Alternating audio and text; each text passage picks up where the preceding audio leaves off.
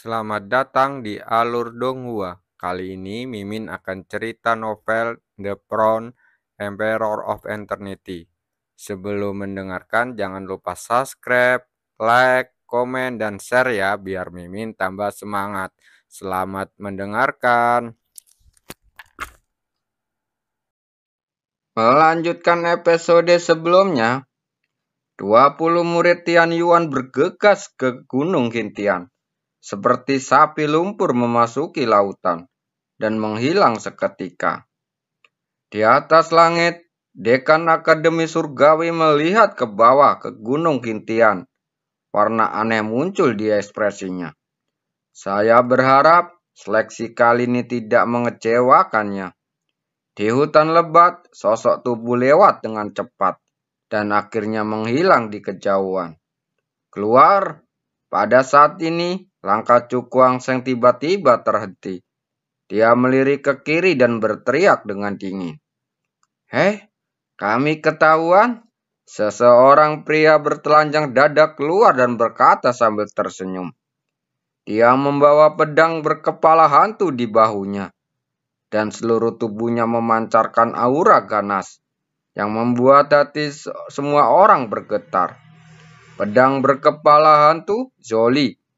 Ekspresi Cukuang Seng memadat. Pria ini adalah peringkat ke-18 dalam daftar orang kejam. Hei, saya seorang penghalang jalan yang diundang oleh Tian Yuan. Jika Anda ingin mengendaki ke puncak Gunung Qintian, Anda harus melewati saya terlebih dahulu. Zoli menyeringai. Mata Cukuang Seng menunjukkan keterkejutan. Nampaknya, jika ingin mencapai puncak gunung, selain mengalahkan lawan yang juga merupakan murid Tian Yuan, kami juga harus menghadapi para penghalang tersebut. Memikirkan hal ini, dia menginjakkan kaki dengan keras ke tanah dan melesat seperti anak panah langsung menuju ke arah Zoli. Menarik, Zoli menyeringai. Lalu dia memegang pisau berkepala hantu lalu menebas ke depan. Energi pedang yang sangat ganas mengamuk, langsung mengoyak bumi. Sepanjang perjalanan, pepohonan terbelah menjadi dua, ujungnya sehalus cermin. Menghadapi serangan yang begitu kuat, ekspresi Cukuang Seng tetap tidak berubah. Dia memegang telapak tangannya dan pedang berat besi hitam muncul dalam sekejap. Langsung memotong energi pedang menjadi beberapa bagian. Dengan pedang dan bertabrakan dengan pedang berkepala hantu. Dalam sekejap, dentuman sonik yang memengkakkan telinga mengamuk, menggoyak bumi satu demi satu. 8 matahari kaca muncul, teriak Cukuang Seng. Dan 8 roda matahari kaca mengembun dan mengalir langsung ke dalam tubuh pedang. Untuk sesaat, pedang itu meraung keras, dan energi pedang yang ganas keluar darinya. Rusak. Cukuang Seng melontarkan satu kata, lalu menebas pedang berat yang terbungkus cahaya kaca di tangannya. Di mata Zoli yang ketakutan, pedang kepala hantu terbelah benar-benar pecah menjadi garis-garis lalu meledak. Pedang berat itu menyerang dan ujung pedang yang tajam berhenti di leher Zoli, mengejutkannya hingga berkeringat dingin. Kekuatan Tuan Muda Chu benar-benar layak sesuai reputasinya, seru Zoli. Lalu dia mengulurkan telapak tangannya dan berkata, "Saya kalah, Tuan Muda Chu. Saya menerimanya." Dalam perjalanan selanjutnya, Cukuang Seng bertemu banyak orang kejam. Meskipun beberapa dari mereka ini tidak termasuk dalam daftar orang kejam, kekuatan mereka sebanding dengan Zoli. Tetapi bagi orang-orang ini, Cukuang Sengnya menyapu mereka sepenuhnya, menjatuhkan mereka satu demi satu, dan bergegas menuju puncak gunung. Dengan kekuatannya saat ini, hampir sulit bagi lawan manapun di bawah ranah juding tingkat 6 untuk menghalanginya. Dan ketika Cukuang Seng sudah setengah jalan mendaki gunung, dia akhirnya melihat wajah yang dikenalnya. Peringkat ke-13 di peringkat surgawi, Nalan King. Kebetulan sekali, aku bertemu denganmu di sini. Nalangking tersenyum tipis, menatap Cukuangseng dengan tatapan tajam di matanya. Sebagai tanggapan, Cukuangseng mengangkat bahu dan berkata, "Hari ini, apakah Anda yang keluar dari sini atau haruskah saya yang meninggalkan puncak impian?" Mendengar ini, Nalankin tersenyum, lalu berkata, "Tentu saja saya ingin mengundang saudara Cu meninggalkan puncak impian. Pikiranku justru kebalikan dari pikiranmu. Aku bertekad untuk mengambil jalan ini hari ini." Senyum Cukuangseng memudar, dan ada kilatan tajam di pupil matanya yang gelap. "Benarkah? Maka itu tergantung pada kemampuan saudara Cu." Nalangki dengan lembut memegang tangannya, dan kipas lipat putih muncul di tangannya. Dan sosoknya tiba-tiba bergoyang dengan cepat menghilang dari tempatnya. Seni bela diri Senfa, mata Cukuangseng berfokus. Dan jika ada keterkejutan di matanya, metode Nalanking menjadi terkenal disebut Tosan Cibian, yang merupakan gerakan dari seni bela diri yang sangat aneh. Saat berikutnya, tanpa ragu-ragu dia mengepalkan jarinya dan menyentuh ke arah kanan. Ada riak di udara. Kipas lipat berwarna putih muncul dari udara tipis, memukul tinju dengan keras. Kedua tubuh mereka bergetar saat ini, dan kemudian terbang bersama. Cukuangseng menghancurkan pohon itu dengan backhandnya, menghilangkan kekuatan kejutan balasnya. Lalu dia mengangkat kepalanya dan menatap Nalangkin dengan heran. Gerakan dan seni bela diri yang dipraktikkan orang ini sangat aneh. Bahkan dengan bantuan indera spiritualnya, masih sulit mengidentifikasi posisi lawan sebelum dia mendekat. Nalankin memang kuat. Mata Cukuangseng berkilat lalu sosoknya juga menghilang. Teknik tubuh hantu, ekspresi Nalankin berfluktuasi. Dan dia mengetahui sesuatu tentang Cukuangseng. Dan teknik tubuh hantu ini termasuk di dalamnya. Saya sebenarnya telah memahami seni bela diri ini sedemikian rupa, sehingga bahkan saya tidak dapat mendeteksi jejak fluktuasi aura. Dia tampak terkejut, lalu dia membuka kipas lipat di tangannya, dan ribuan sinar cahaya keluar darinya. Itu berubah menjadi cahaya besar menyelimutinya. Sebuah tinju muncul di udara tipis dan menghantam perisai cahaya. Dalam sekejap, kekuatan yang melonjak keluar menyebabkan perisai cahaya dengan bergetar hebat. "Hancurkan!" teriak Cukuangseng dengan marah, dan segera menghancurkan perisai cahaya menjadi beberapa bagian. Dan tinjunya menghantam baja Nalankin dengan sangat kuat. Tinjunya jatuh dan tubuh Nalankin meledak berkeping-keping, berubah menjadi titik cahaya di seluruh langit lalu menghilang. Bayangan setelahnya, ekspresi Cukuangseng berkedip, dan kemudian dia menginjakkan tanah dengan keras dengan telapak kakinya. Tanah tiba-tiba retak terbuka, dan angin kencang tertiup dari sekelilingnya ke langit, membentuk penghalang energi untuk melindunginya. Sebuah jari dengan cahaya berkedip datang dan mendarat dengan kuat di penghalang energi.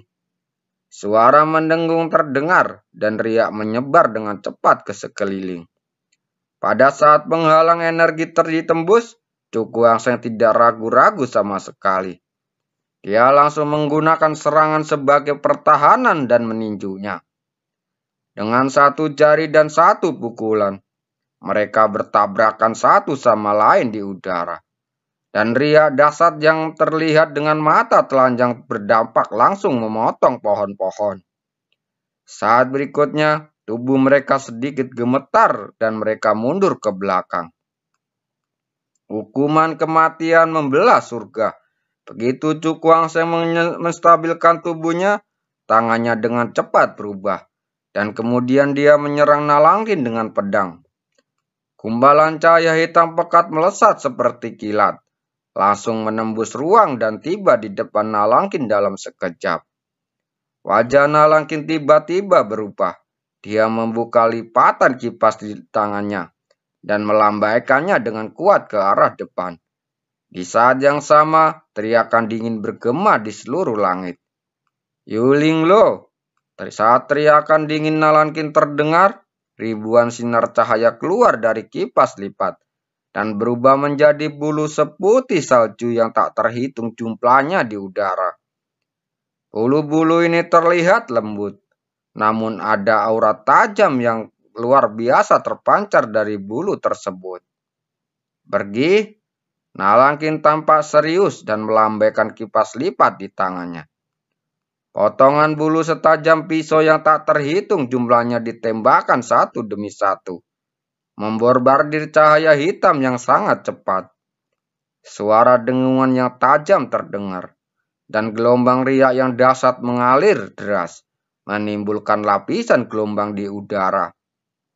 Namun, menghadapi bulu seputih salju yang setajam pisau, cahaya hitam pekat itu seperti memotong tahu, memotong ribuan bulu menjadi dua. Kemanapun cahaya hitam pekat lewat, semua bulu putih salju terbelah menjadi dua dan jatuh dari langit. Melihat pemandangan ini, Nalangkin terlihat terkejut. Langkahnya akan sulit diikuti bahkan oleh Rana Ciuding tingkat ke-7 biasa. Namun, sebelum cahaya mencapai kecepatan ekstrimnya, tidak ada banyak hambatan. Tepat ketika dia terkejut, cahaya hitam pekat menembus penghalang Yuling Lo dan muncul di depannya seperti kilat. Aku kalah. Ekspresi Nalangkin tiba-tiba berubah. Dia melihat cahaya hitam gelap yang begitu dekat dan tidak bisa menahan senyum pahit. Meskipun dia tahu bahwa akan sulit baginya untuk lolos ke pertempuran berdasarkan kekuatannya saat ini. Namun, ia tidak menyangka akan jatuh ke tangan murid baru. Senior, aku menerimanya. Chu Guangsheng melambaikan tangannya dan cahaya hitam pekat menghilang begitu saja. Jika ingin mencapai puncak dan masuk 10 besar dalam uji coba, Anda masih memiliki beberapa rintangan yang harus dilewati. Saya harap Anda beruntung. Nalangkin akhirnya tersenyum bebas dan berjalan menuju puncak Kintian. Mendengar ini, Chu Guangsheng mengangkat kepalanya dan melihat ke atas. Meskipun dia jauh, dia masih bisa merasakan samar-samar bahwa ada beberapa aura kuat yang memenuhi udara. Kebetulan Nalangkin telah mencapai puncak Rana Ciuding tingkat ke-6. Aku tidak tahu betapa kuatnya mereka yang berada di 10 besar peringkat surgawi. Dia bergumam dan ekspresinya menjadi serius. Bisa datang ke sini, tak satu pun dari mereka adalah orang biasa. Yang mana tidak memiliki kartu truf yang menentukan, dan kekuatan tempurnya jauh lebih tinggi dari level yang sama. Sambil menggelengkan kepalanya, dia menginjak tanah dengan telapak kakinya lalu melesat ke depan. Selama beberapa jam, Chu Guangsheng bertemu banyak lawan yang kuat. Salah satunya menduduki peringkat ke-11 dalam peringkat surgawi. Setelah bertarung dengannya, dia mengandalkan kekuatan mental misterius untuk mengalahkannya dan berhasil bergegas menuju puncak gunung. Sekarang, lawan yang saya temui menjadi semakin kuat. Diperkirakan 10 siswa teratas di peringkat surgawi, semuanya memiliki kekuatan Rana Ciuding tingkat ke-7. Chu Guangsheng melihat ke puncak gunung dan berkata dengan ekspresi serius. Pada saat ini, deru angin besar tiba-tiba terdengar, dan kemudian bayangan besar jatuh dari langit dengan cepat ke arahnya. Wajah Chu Guangsheng menjadi dingin. Dia naik ke langit dan meninju ke atas. Suara keras menyebar dan batu yang jatuh meledak akibat pukulannya berubah menjadi puing-puing yang tersebar di seluruh langit. Chu Guangsheng meletakkan tinjunya, melihat ke atas dan melihat ke depan. Ada seorang pria muda berbaju hitam menatapnya dengan senyuman di atas pohon. Penghalang gunung, dia bertanya sambil mengedipkan matanya. Orang ini sangat asing, dan kecil kemungkinan dia adalah murid Tian Yuan. Hobing, kata pemuda itu sambil tersenyum tipis. Setelah mendengar dua kata ini, mobil Cukuangseng tiba-tiba menyusut. Orang ini ternyata adalah Hobing yang menduduki peringkat ke-9 dalam daftar kejam. Di usiamu yang sekarang, sungguh mengejutkan bahwa kamu bisa sampai di sini saat ini. Hobing tersenyum tipis dan menatapnya dengan tatapan aneh. Aku mendengar kamu melakukan yang terbaik di antara murid baru Tian Yuan tahun ini. Jadi aku penasaran seberapa mampunya kamu. Kamu akan tahu jika kamu mencobanya. Hahaha, kamu cukup berani. Aku ingin tahu apakah itu bantal bersulam. Hobing berkata sambil tersenyum mengejek. Ketika suaranya jatuh, sosoknya melesat seperti anak panah, langsung menuju ke arah Cukuangseng. Mata Cukuangseng menjadi dingin. Dia memegang pedang besi hitam yang berat di telapak tangannya dan menebas ke depan. Semburan energi kuat keluar dari pedang, langsung merobek celah di bumi. Retakan itu mengalir ke kaki Hobing, seperti naga yang marah. Saat keduanya bersentuhan, energi yang bersembunyi di dalamnya meledak dengan ledakan keras. Dan langit dipenuhi lumpur dan ombak yang dahsyat. Gelombang energi yang dahsyat menyapu satu demi satu. Namun, dalam jangkauan gelombang udara, ekspresi Hobing tetap tenang seperti biasanya. Kekuatan dahsyat meledak dari tubuhnya, dan dia bergegas keluar dari gelombang udara. Dia memegang tangannya dan pedang besi hitam muncul. Hobing bergegas maju, mengangkat tombaknya tinggi-tinggi dan memukulnya dengan keras. Tubuh Cukuangseng sedikit gemetar, meninggalkan bayangan di tempatnya dan sosoknya muncul 100 kaki jauhnya. Ketika tombak itu jatuh, bayangan meledak seketika. Seluruh bumi bergetar hebat dan retakan menyebar seperti jaring laba-laba di sekelilingnya. Dia menghindar cukup cepat. Hobing menoleh melihat tidak jauh dengan ekspresi sinis di wajahnya. Mendengar ini Cukuangseng tampak tetap tenang. Dia meletakkan pedang berat di tangannya, lalu menarik tangannya dengan cepat, meninggalkan bayangan di udara. 10.000 Buddha bersatu. Saat berikutnya, dia berteriak pelan. Cahaya kemasan yang kaya menyembur keluar, menjadi patung Buddha emas yang megah. Begitu patung Buddha muncul, gelombang suara emas yang bergejolak menyapu seperti air pasang, menyelimuti Hobing dengan momentum yang mencenangkan. Hantu tombak perang. Hobing berteriak dengan dingin, dan tombak di tangannya menari terus-menerus. Cahaya hitam pekat keluar darinya, berubah menjadi hantu tombak perang yang tak terhitung jumlahnya. Tombak di tangannya bergetar hebat, dan hantu yang tak terhitung jumlahnya ditembakkan satu demi satu, berdampak pada gelombang suara emas.